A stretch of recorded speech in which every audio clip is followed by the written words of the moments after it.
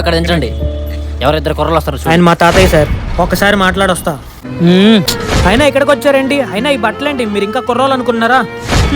ఇక్కడ కూడా నన్ను సరిగ్గా పని చేసుకునిరా. ఆయన ఎందుకు ఎక్కడ తీసుకొచ్చావు? ఆయన నేనేం తీసుకురాలేదే బాబు, ఆయనే నన్ను తీసుకొచ్చాడు. ఒరే మనవడా, నీకోసమేరా.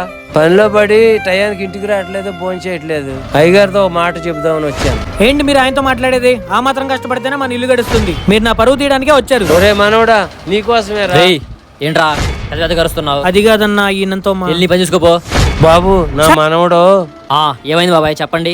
అయ్యా, నా మనవడిని కొద్దిగా తొందరగా ఇంటికి పంపిస్తారని. బాబాయ్, మీ వాడు నా దగ్గర 10,000 అప్పు తీసుకున్నాడు. దానికి వడ్డీ కట్టలేకపోయాడు. అందుకే నేను ఎక్స్ట్రా పని చేయించుకుంటున్నా. మీరు వచ్చి ముందు పంపించమంటే ఇలా నాటకాలు కుదరవు బాబాయ్. నా పరువు తీయడానికి వచ్చాడు ఈ ముసలోడు. బాబాయ్, ఇలా మాట్లాడేమనుకోకు. మీ వాడు పెందడు పంపిస్తే ముందు అవుతున్నాడు. అందుకే 2 గంటల ఎక్స్ట్రా పని చేస్తున్నా. ఆ డబ్బులు నేను మీ ఇంటికి పంపిస్తా. వాడు నా దగ్గర పని చేస్తున్నాడు అంటే నా ఇంట్లో వాళ్ళ లెక్క. వాడు నేను జాగ్రత్త చూసుకుంటా బాబాయ్. మీరు జాగ్రత్తగా వెళ్ళరండి.